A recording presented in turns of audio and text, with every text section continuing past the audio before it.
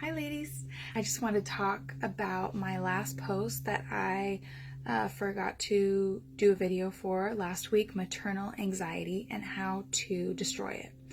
So I've always been like a really sensitive person, but nothing compares to being a mom when it comes to being nervous about things.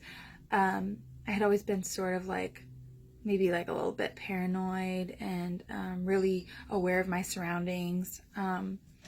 But when I became a mother, this was heightened and really used in an unhealthy way.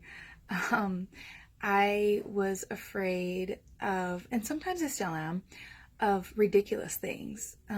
Things that are possible, but by a really, really small percentage. Like being afraid that when my toddler is napping, that she will roll off of whatever surface it is and somehow catch her neck in something and just like strangle to death, be strangled to death. Like that's not that's not like a fear that comes by way of rationale, right? That's a fear that comes out of nowhere, I feel like. And then, feeling like when she's running on the concrete that she's going to smash her face and like break all her teeth. That's not a fear that should have a lot of power over me, because it's unrealistic. It's not probable. And even if these things were to happen, there's little that I could do to prevent these freak accidents or these freak occurrences. So realizing, number one, that I'm being a little bit paranoid, and talking about it with someone else so that they can be like, you need to let go a little bit, or you need to relax a little bit, really helps.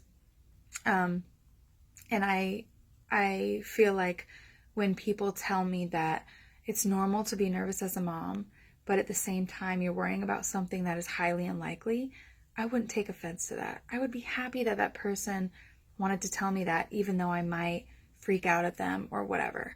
So it's really helpful to have people, help you in understanding that it's a little bit ridiculous to be thinking about things like that. It's one thing to have the thought come up, and that's normal, right? Like you can't control what thoughts you have. But it is another thing to focus on something that is improbable, right? So then you're just like creating this world of fear.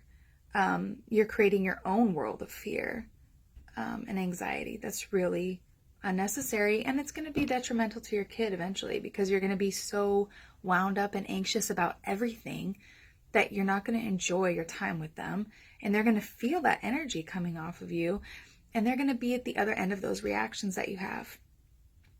So I want to share one thing that I do to lessen these reactions, because as time goes on, you learn, time teaches you, but it's really helpful to have little shortcuts and stuff that we should be sharing with each other.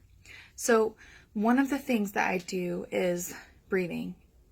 It sounds so stupid and so cliche and so overused, but if you take this one piece of advice and you implement it, it has the potential to really help you.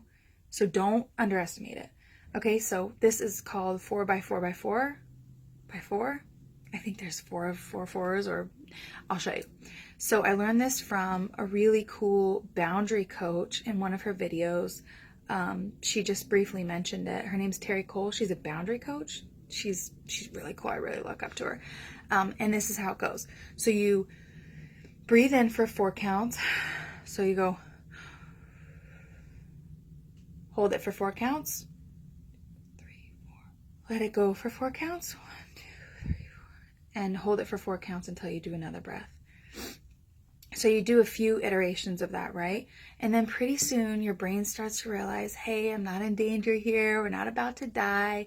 Whatever I'm thinking hasn't happened, and it's not likely to happen.